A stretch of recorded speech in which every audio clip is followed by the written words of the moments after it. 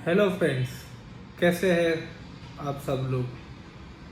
हमारे पंचकर्मा के पिछले वीडियो में जैसे हमने चर्चा किया था कि पंचकर्मा ट्रीटमेंट क्या होती है, कौन से टाइप्स की होती है, किस डिजीज़ में करवानी चाहिए, और हमने बोला था कि जिसको कुछ भी इसके बारे में क्वेरी है, डाउट है, कुछ पूछना चाहते हैं तो हमें मैसेज कर सकते हैं, कमेंट कर सकते हैं और पूछ सकते हैं। तो इतना काफ़ी टाइम हो गया है हमारे पिछले वीडियो के बाद का, लेकिन बिजी शेड्यूल के कारण मैं फिर से आपसे बात नहीं कर पा रहा था।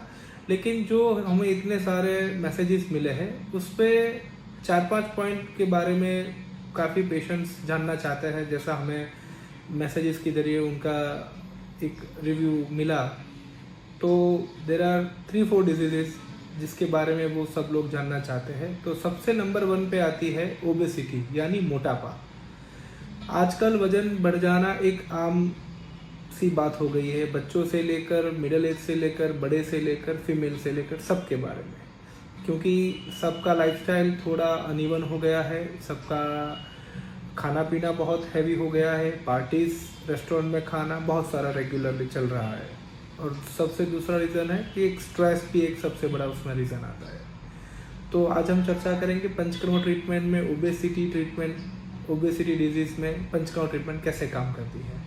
अब तक जो भी आयुर्वेदिक दवाइयाँ चलती थी उसके बारे में सब लोगों को यही पता था कि आयुर्वेद में जाएंगे, इतनी सारी परहेजी पाटनी पड़ेगी, डूज एंड डोंट्स होगा और हम लोग कंटिन्यू नहीं कर पाएंगे। बट हमने कैसे बताया, हम पंचकर्मा ट्रीटमेंट करते हैं लेकिन एक नए कंसेप्ट के साथ, नए ट्रेडिशन के साथ, और आज की बिजी शेड्यूल में हम इजीली पंचकर्मा कैसे कर पाए, वो हमारा सबसे पहला मोटिव रहता है। तो ओबेसिटी ट्रीटमेंट में हम लोग पहले लाइफस्टाइल मॉडिफिकेशन सजेस्ट करते हैं, डाइट सजेस्ट करते हैं, उसके बाद मेडिसिन सजेस्ट करते हैं, और top of the most panchakarma treatment हम लोग सजेस्ट करते हैं। उसमें वमन कर्म आता है, विरेचन कर्म आता है और बस्ती कर्म आता है। ये 3 मेजर पंचकर्मा ट्रीटमेंट्स होती है, वो हम लोग सजेस्ट करते हैं।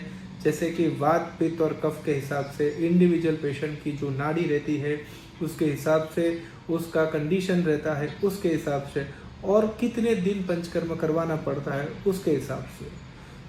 ये 3 मेजर पंचकर्म प्रोसीजर्स है। आप भी अपने नज़दीक के किसी भी पंचकर्म सेंटर में, या आप किसी से भी जुड़ना चाहे, सीधे से फिर से जुड़ के कंसल्टेशन करके पंचकर्म ट्रीटमेंट करवा के अपने मोटापे से छुटकारा पा सकते हैं। और हम ये पंचकर्म की सीरीज़ में आगे भी चर्चा करते रहेंगे दूसरे और डिजीज़ के बारे में। अगर आपको और भी कुछ इंतज़ारी है, कुछ भी पूछना है, सीधा सा हमें मैसेज करके, सीधी सी बात करके हमें अब पूछ सकते हैं, व्हाट्सएप कर सकते हैं, कुछ भी कर सकते, कॉल भी कर सकते हैं, या फिर ईमेल भी कर सकते हैं। तो सी यू दोस्तों, मिलते हैं अगले ऐसे ही पंचकर्म के बारे में, अपने डिजीज़ के बारे में कुछ अगले जानकारी भरे वीडियो के साथ। तब तक थैंक यू वेरी मच। जय हिंद, जय भारत। Thank you.